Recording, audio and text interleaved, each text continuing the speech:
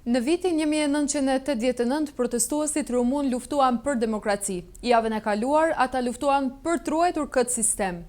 E gjithë bota tashmë ka dëgjuar për atë se çfarë ndodhi në Rumani. Disa ditë më parë, kryeministri rumun nënshkroi një dekret që parashikonte shfaqësimin e zyrtarëve nga akuzat për korrupsion dhe shpërdorim të detyrës për shuma nën 50.000 euro.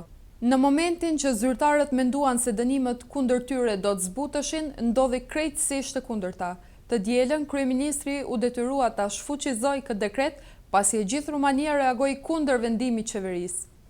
400.000 rumun të ri, prindër me fëmijë dhe njerëz të moshuar luftuan kundër këtij dekreti.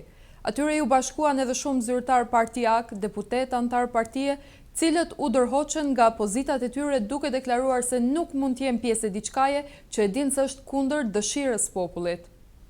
Ky është ndryshimi që po ndodh në Rumani. Ky është momenti historik për Rumaninë.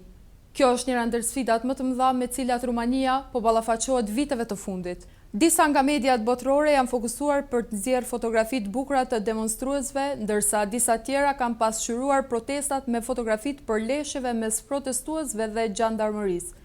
E vërteta është që her pas here dhjetëra protestues u përfshin përleshje me gjandarmërinë. Ndërkohë, edhe Bashkimi Evropian kishte paralajmëruar Rumaninë që nuk duhet të bënte hapa prapa në luftën kundër korrupsionit.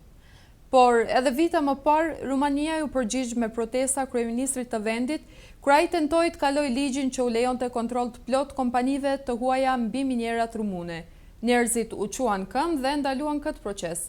Rumania përballet me të njëjtat probleme si shtetet e tjera të Ballkanit, por pushteti i klasës politike rumune është më i kufizuar për shkak të antarësisë së saj në Bashkimin Evropian.